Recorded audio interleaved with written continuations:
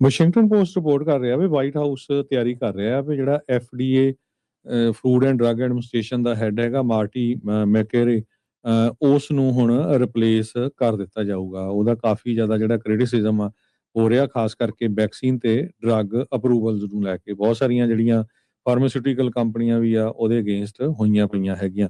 ਸੋ ਕਹਿੰਦੇ ਵੀ ਡਿਸੀਜਨ ਹੁਣ president Donald Trump ਦੇ ਉਹਨਾਂ ਦੇ ਟੇਬਲ ਤੇ ਹੀ ਹੋਊਗਾ।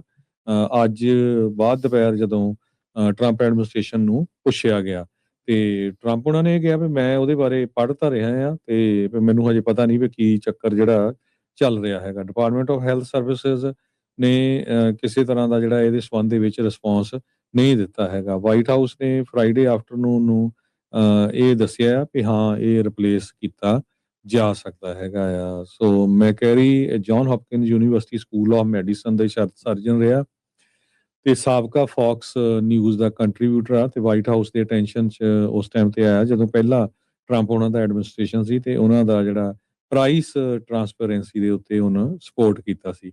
ਸੋ ਉਹ ਤੋਂ ਬਾਅਦ ਉਹਨੇ ਮੈਡੀਕਲ ਐਸਟੈਬਲਿਸ਼ਮੈਂਟ ਨੂੰ ਕਾਫੀ ਜ਼ਿਆਦਾ ਕ੍ਰਿਟੀਸਾਈਜ਼ ਕੀਤਾ ਸੀਗਾ ਕਰੋਨਾ ਵਾਇਰਸ ਦੇ ਦੌਰਾਨ। ਤੇ FDA ਨੇ ਕਹਿੰਦੇ ਵੀ ਅਮਰੀਕਨ ਲੋਕਾਂ ਦਾ ਟਰਸਟ ਲੂਜ਼ ਕਰ ਰਿਹਾ ਹੈਗਾ। ਸੋ ਹਾਲਾਂਕਿ ਇਹਦਾ ਜਿਹੜਾ ਪ੍ਰਾਇਮਰੀ ਗੋਲ ਆ ਉਹ ਐਜ਼ ਏ ਰੈਗੂਲੇਟਰ ਹੋਣਾ ਚਾਹੀਦਾ ਆ। ਸੋ ਨਵੰਬਰ 24 ਨੂੰ ਇਹਨਾਂ ਨੂੰ ਜਿਹੜਾ ਅਪੁਆਇੰਟ ਕੀਤਾ ਗਿਆ ਸੀਗਾ। ਸੋ ਦੇਖਦੇ ਹੁਣ ਇਹਨਾਂ ਦੀ ਜਗ੍ਹਾ ਦੇ ਉੱਤੇ ਕੌਣ ਲੈ ਕੇ ਆਉਂਦੇ ਆ। ਜਦੋਂ ਕਨਫਰਮੇਸ਼ਨ ਹੋਈ ਸੀ ਸੈਨੇਟ ਦੇ ਵਿੱਚ ਮੈਕੈਰੀ ਦੀ ਮਾਰਚ 2025 ਦੇ ਵਿੱਚ ਤੇ 56 ਜਾਣੇ ਹੱਕ ਦੇ ਵਿੱਚ ਸੀ, 44 ਜਾਣੇ ਇਹਦੇ ਵਿਰੋਧ ਦੇ ਵਿੱਚ ਸੀ। ਜੀ ਬਿਲਕੁਲ। ਅਗਲੀ ਜਿਹੜੀ ਹਰਜੋਤ ਸਿੰਘ ਜੀ ਖਬਰ ਆਪਣੇ ਸਾਹਮਣੇ ਜਿਹੜੀ ਉਹ ਆ ਰਹੀ ਆ ਵਾਸ਼ਿੰਗਟਨ ਪੋਸਟ ਰਿਪੋਰਟ ਕਰ ਰਿਹਾ ਵੀ ਵਾਈਟ ਹਾਊਸ ਤਿਆਰੀ ਕਰ ਰਿਹਾ ਵੀ ਜਿਹੜਾ FDA food and drug administration the head ਹੈਗਾ ਮਾਰਟੀ ਮੈਕੇਰੇ, ਉਸ ਨੂੰ ਹੁਣ ਰਿਪਲੇਸ ਕਰ ਦਿੱਤਾ ਜਾਊਗਾ। ਉਹਦਾ ਕਾਫੀ ਜ਼ਿਆਦਾ ਜਿਹੜਾ ਕ੍ਰਿਟਿਸਿਜ਼ਮ ਆ ਹੋ ਰਿਹਾ, ਖਾਸ ਕਰਕੇ ਵੈਕਸੀਨ ਤੇ ਡਰੱਗ ਅਪਰੂਵਲਸ ਨੂੰ ਲੈ ਕੇ। ਬਹੁਤ ਸਾਰੀਆਂ ਜਿਹੜੀਆਂ ਫਾਰਮਾਸਿਊਟੀਕਲ ਕੰਪਨੀਆਂ ਵੀ ਆ ਉਹਦੇ ਅਗੇਂਸਟ ਹੋਈਆਂ ਪਈਆਂ ਹੈਗੀਆਂ। ਸੋ ਕਹਿੰਦੇ ਵੀ ਡਿਸੀਜਨ ਹੁਣ ਪ੍ਰੈਜ਼ੀਡੈਂਟ ਡੋਨਲਡ ਟਰੰਪ ਦੇ ਉਹਨਾਂ ਦੇ ਟੇਬਲ ਤੇ ਹੀ ਹੋਊਗਾ।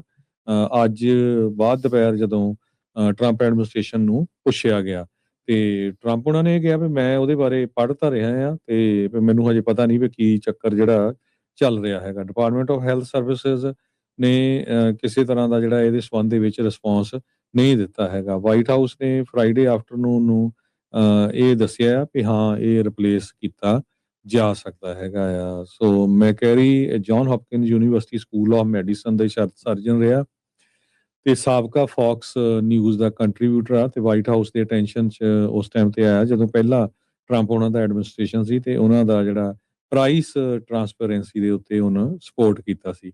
ਸੋ ਉਹ ਤੋਂ ਬਾਅਦ ਉਹਨੇ ਮੈਡੀਕਲ ਐਸਟੈਬਲਿਸ਼ਮੈਂਟ ਨੂੰ ਕਾਫੀ ਜ਼ਿਆਦਾ ਕ੍ਰਿਟੀਸਾਈਜ਼ ਕੀਤਾ ਸੀਗਾ ਕਰੋਨਾ ਵਾਇਰਸ ਦੇ ਦੌਰਾਨ। ਤੇ FDA ਨੇ ਕਹਿੰਦੇ ਵੀ ਅਮਰੀਕਨ ਲੋਕਾਂ ਦਾ ਟਰਸਟ ਲੂਜ਼ ਕਰ ਰਿਹਾ ਹੈਗਾ।